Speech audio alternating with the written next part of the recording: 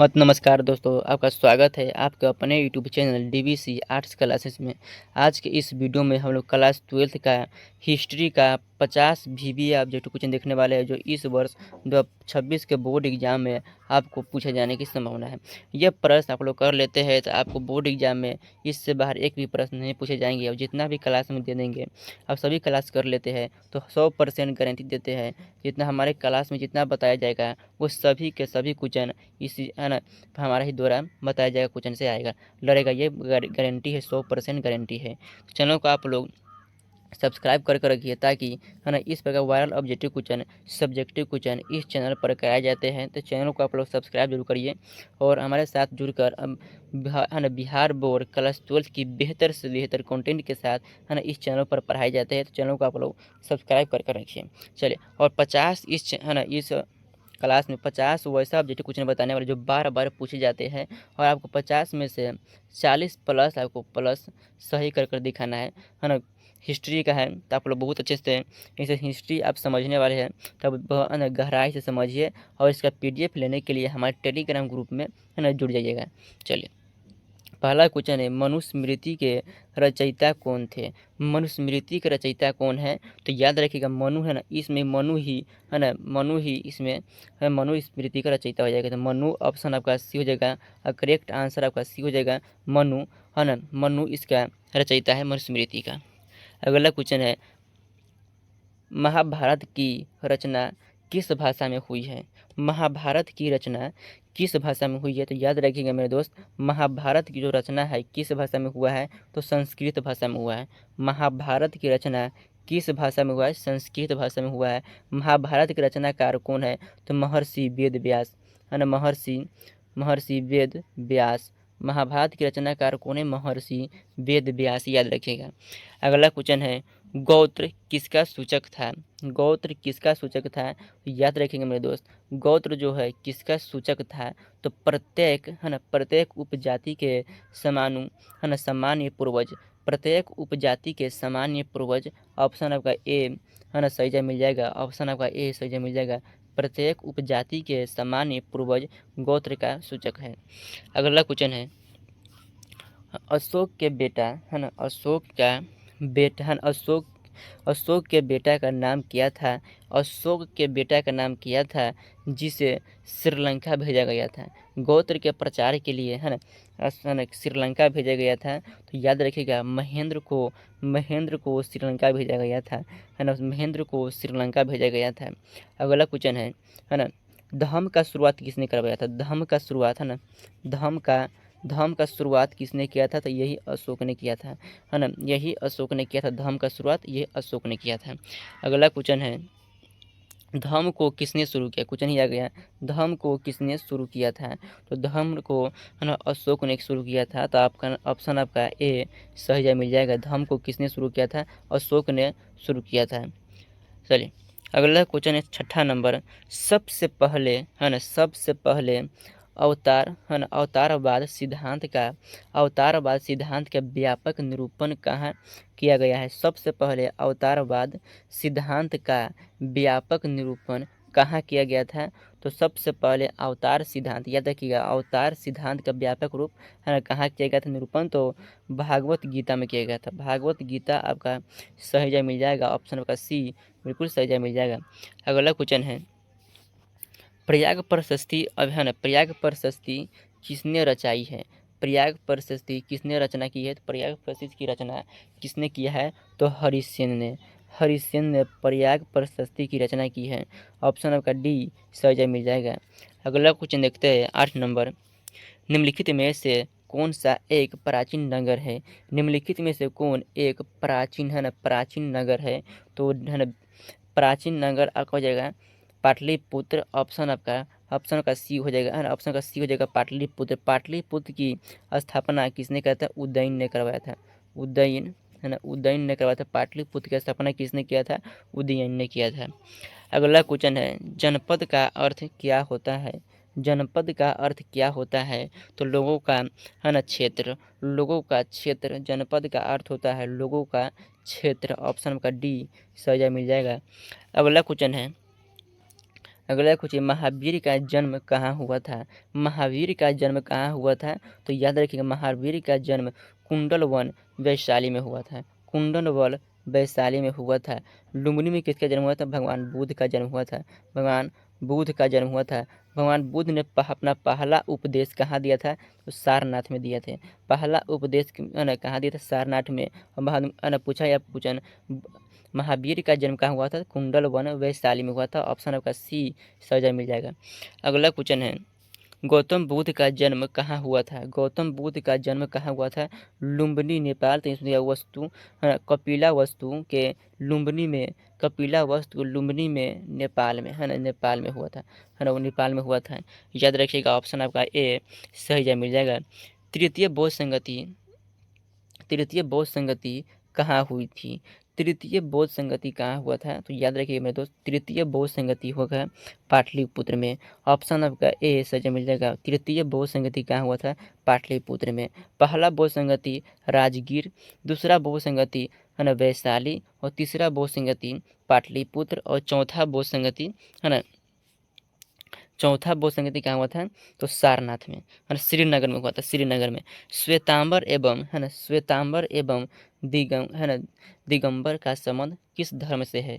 श्वेतांबर और दिगंबर, श्वेतांबर किसे कहते हैं? तो वे है ना वैसा लोग जो श्वेत कपड़ा पहनते हैं, और दिगंबर जो लंगे रहते हैं है ना। तो श्वेतांबर और दिगंबर का संबंध दोनों से पूछेगा तो कौन सा हो जाएगा? जैन धर्म। श्वेतांबर और दिगंबर हो जाएगा जैन धर्म। और एक और है ना हीनयान और महायान।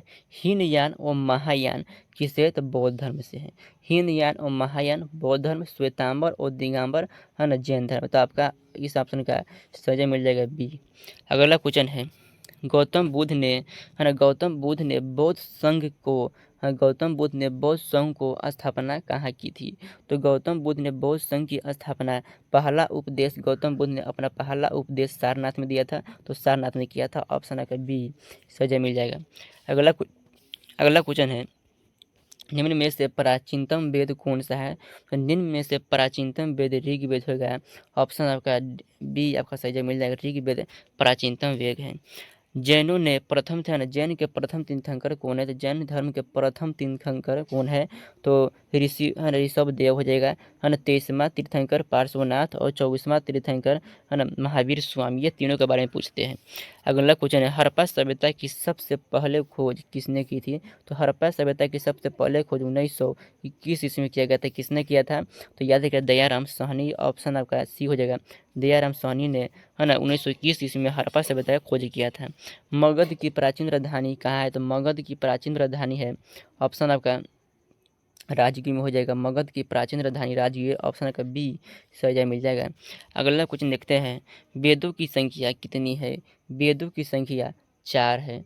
वेदों की संख्या 4, वेदांग की संख्या 6, उपनिषद की संख्या 108, और पुराणों की संख्या 18 है ना। पुराणों की संख्या 18 याद रखिएगा। तो वेद पूछा है आपसे तो 4 हो जाएगा। ऑप्शन आपका सी सही मिल जाएगा। निम्नलिखित में से कौन सा वेद सबसे पुराना है ना, सबसे पुराना माना जाता है? तो सबसे पुराना कौन सा वेद माना जाता है? तो ऋग्वेद को सबसे पुराना प्राचीन वेद माने जाते हैं। ऑप्शन का सी सही मिल जाएगा। अगला क्वेश्चन देखते हैं, 21वें क्वेश्चन है, मगध साम्राज्य की स्थापना किसने की थी? मगध साम्राज्य की स्थापना किसने की थी? याद रखिएगा मेरे दोस्त, मगध साम्राज्य की स्थापना बिंबिसार ने किया था। ऑप्शन आपका बी हो जाएगा। बिंबिसार ने मगध साम्राज्य की स्थापना किए थे। अगला क्वेश्चन है, हड़प्पा सभ्यता का क्षेत्र किस आकार का था? तो हड़प्पा सभ्यता का क्षेत्र जो है किस आकार का था? तो याद रखिएगा मेरे दोस्त, हड़प्पा सभ्यता का क्षेत्र त्रिभुजाकार है। हड़प्पा सभ्यता का क्षेत्र कैसा है? त्रिभुजाकार है। याद रखिएगा हड़प्पा सभ्यता का क्षेत्र कैसा है? तो त्रिभुजाकार। ऑप्शन आपका सी से मिल जाएगा। अगला क्वेश्चन है, मौर्य वंश का संस्थापक कौन है? तो मौर्य वंश, इसमें मौर्य पूछा है तो इसमें भी मौर्य हो जाएगा। तो मौर्य वंश का संस्थापक कौन है? चंद्रगुप्त मौर्य। ऑप्शन आपका सी हो जाएगा। चंद्रगुप्त मौर्य मौर्य वंश के संस्थापक है।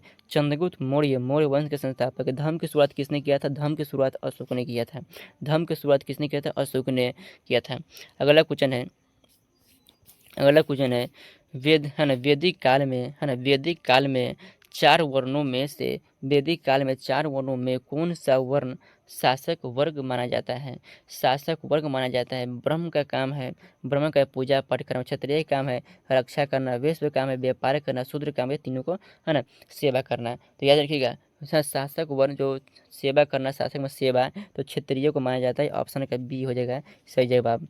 अगला क्वेश्चन है पुरुष सूक्त में वर्ण व्यवस्था की व्याख्या है ना किस वेद में किया मिलता है। तो पुरुष सूक्त में वर्ण व्यवस्था की व्याख्या किस वेद में है ना किस वेद में मिलती है। तो याद रखिएगा मेरे दोस्त किस वेद में तो ऋग्वेद में। ऑप्शन का सी हो जाएगा ऋग्वेद में पुरुष सूक्त की व्याख्या मिलती है।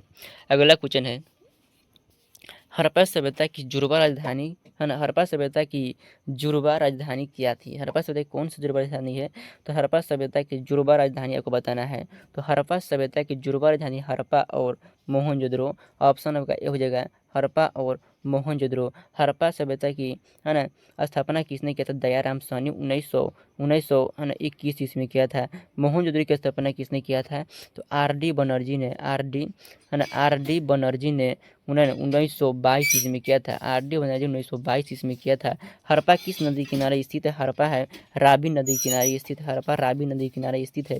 और मोहनजोदड़ो सिंधी नदी किनारे स्थित है। सिंधी नदी के किनारे स्थित याद रखेंगे मेरे सिंधी नदी किनारे स्थित है। चलिए अगला क्वेश्चन देखते हैं मौर्य साम्राज्य के प्रशासनिक प्रमुख सलाहकार कौन थे। तो मौर्य साम्राज्य के प्रशासनिक सलाहकार आपको बताना है। तो मौर्य काल के प्रशासनिक साम्राज्य के प्रशासनिक प्रमुख सलाहकार कौन थे। प्रमुख सलाहकार कौन थे मौर्य साम्राज्य के प्रमुख सलाहकार कौन थे। तो याद रखिए चाणक्य। ऑप्शन आपका सी हो जाएगा चाणक्य। ऑप्शन का सी हो जाएगा चाणक्य मौर्य साम्राज्य के प्रमुख सलाहकार थे। मौर्य वंश की राजधानी कहाँ है। मौर्य वंश की राजधानी कहाँ थी। तो याद रखिए मौर्य वंश की राजधानी कहाँ थी। तो मौर्य वंश की राजधानी जो है पाटलिपुत्र हो जाएगा। ऑप्शन का सी आप याद रखिएगा मौर्य वंश की राजधानी पाटलिपुत्र। ऑप्शन का सी सही मिल जाएगा मौर्य वंश की राजधानी पाटलिपुत्र हो जाएगा। अगला क्वेश्चन है हड़प्पा सभ्यता का सबसे बड़ा नगर है ना कौन सा है। हड़प्पा सभ्यता का सबसे बड़ा नगर पूछा है।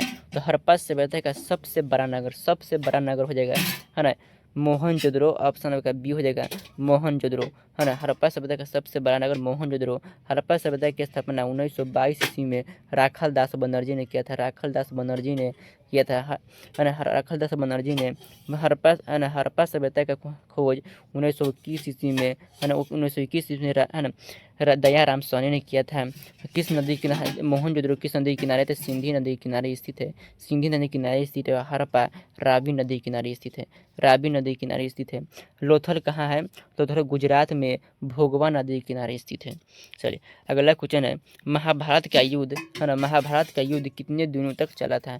महाभारत का युद्ध कितने दिनों तक चला था। तो 18 दिनों तक चला था। महाभारत की युद्ध 18 दिनों तक चला था। महाभारत का युद्ध कहाँ हुआ था। कुरुक्षेत्र में। किसके बीच हुआ था। कौरव और पांडव के बीच किसने युद्ध जीता था। पांडव ने है ना पांडव ने युद्ध जीता था। पांडव ने है ना युद्ध जीत लिया था। चलिए अगला क्वेश्चन है वन व्यवस्था में शूद्रों का मुख्य कार्य क्या था। तो वर्ण व्यवस्था में शूद्रों का मुख्य कार्य है ना शिक्षा है ना देना है ना ब्रह्म का काम है ना युद्ध लड़ना है ना क्षत्रिय काम है व्यापार करना वैश्य काम है और ये तीनों को रक्षा करना इन तीनों वर्णों का सेवा करना या रक्षा करना है ना शूद्र का काम है। तो ऑप्शन का डी सही मिल जाएगा।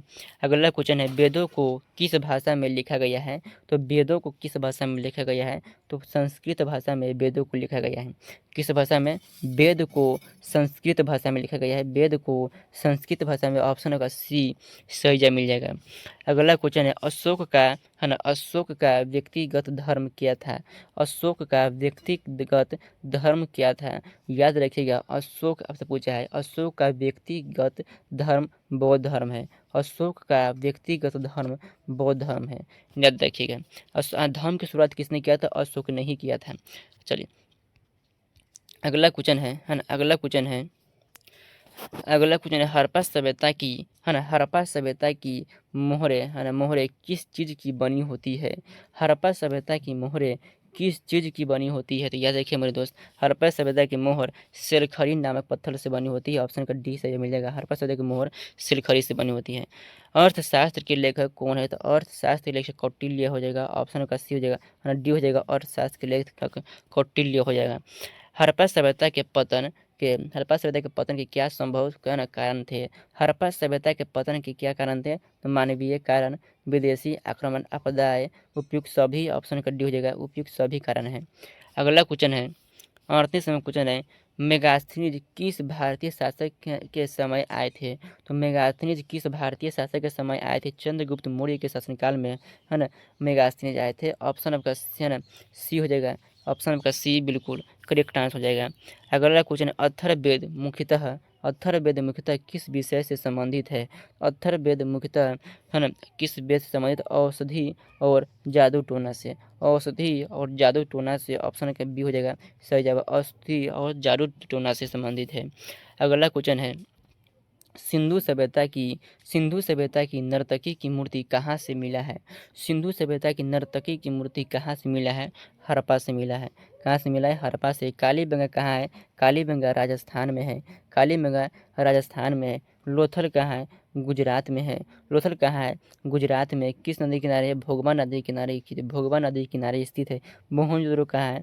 मोहनजोदड़ो किस नदी किनारे स्थित है? तो मोहनजोदड़ो है सिंधी नदी किनारे स्थित। सिंधी नदी किनारे मोहनजोदड़ो का क्या है? सिंधी नदी किनारे स्थित है ना। मोहनजोदड़ो की, है ना, स्थापना कब हुआ था? 1922 ईस्वी में हुआ था। किसके द्वारा? आर.डी. बनर्जी के द्वारा। हड़प्पा की, है ना, स्थापना कब हुआ था? 1921 ईस्वी में दयाराम साहनी के द्वारा किया गया था, है ना। दयाराम साहनी के द्वारा। हड़प्पा किस नदी किनारे स्थित है? तो रावी नदी के किनारे स्थित है। चलिए 41वां क्वेश्चन, अर्थशास्त्र में कितने प्रकार के विवाह का उल्लेख किया गया था? अर्थशास्त्र में कितने प्रकार के विवाह का उल्लेख किया गया है? 8 प्रकार के विवाह का उल्लेख किया गया है। इसमें 4 को अच्छा विवाह कहा गया है और 4 को निंदनीय विवाह कहा गया है ना। 4 को अच्छा विवाह और 4 को निंदनीय विवाह कहा गया है। तो कितने प्रकार के विवाह का उल्लेख है? 8 प्रकार के विवाह का उल्लेख है। ऑप्शन का सी सजा मिल जाएगा। अगला क्वेश्चन है, सिंधु घाटी सभ्यता का कौन सा स्थल मृतकों का टीला कहा जाता है? मृतकों का टीला किसे कहा जाता है? मोहनजोदड़ो को मृतकों का टीला कहा जाता है। अन्नागार और स्नानागार का साक्ष्य कहाँ से मिला है? तो मोहनजोदड़ो से ही मिला है। मोहनजोदड़ो की स्थापना 1922 ईस्वी में राखालदास बनर्जी के द्वारा किया गया था। हड़प्पा का 1921 ईस्वी में दयाराम साहनी के द्वारा। कालीबंगा कहाँ है? गुजरात में है। लोथल कहाँ है? कालीबंगा राजस्थान में है और लोथल कहाँ है? गुजरात में भोगवा नदी के किनारे स्थित है। अगला क्वेश्चन है, प्राचीन नालंदा विश्वविद्यालय के संस्थापक कौन थे? तो प्राचीन नालंदा विश्वविद्यालय के संस्थापक कौन है? कुमार गुप्त हो जाएंगे। ऑप्शन का डी हो जाएगा, कुमार गुप्त हो जाएंगे। ऑप्शन का डी कुमार गुप्त। नालंदा विश्वविद्यालय कहाँ है? अपना बिहार में है। नालंदा विश्वविद्यालय कहाँ है? अपना बिहार में है। किसने स्थापना किया था? तो कुमार गुप्त ने स्थापना किया था। अगला क्वेश्चन है 44 नंबर, सिंधु सभ्यता में विशाल स्नानागार के अवशेष कहाँ से मिले हैं? सिंधु सभ्यता में विशाला स्नानागार के अवशेष कहाँ से मिले हैं? तो याद रखिए मेरे दोस्त, सिंधु सभ्यता में विशाला स्नानागार की अवशेष कहाँ से मिले हैं? तो विशाल स्नानागार है ना, मोहनजोदड़ो से मिला है। ऑप्शन का बी हो जाएगा, मोहनजोदड़ो से मिला है। अगला क्वेश्चन है, जीवक ने वेद की शिक्षा कहाँ से प्राप्त की है? जीवक ने वेद की शिक्षा कहाँ से प्राप्त की है? तो वेद की शिक्षा कहाँ से प्राप्त की है? तक्षशिला से। तक्षशिला वर्तमान में कहाँ है? तो पाकिस्तान में है। तक्षशिला से जीवक ने वेद की शिक्षा प्राप्त की है। तो ऑप्शन का ए सजा मिल जाएगा। अगला क्वेश्चन देखते हैं। अगला क्वेश्चन है, बिंबिसार का संबंध किस वंश से था?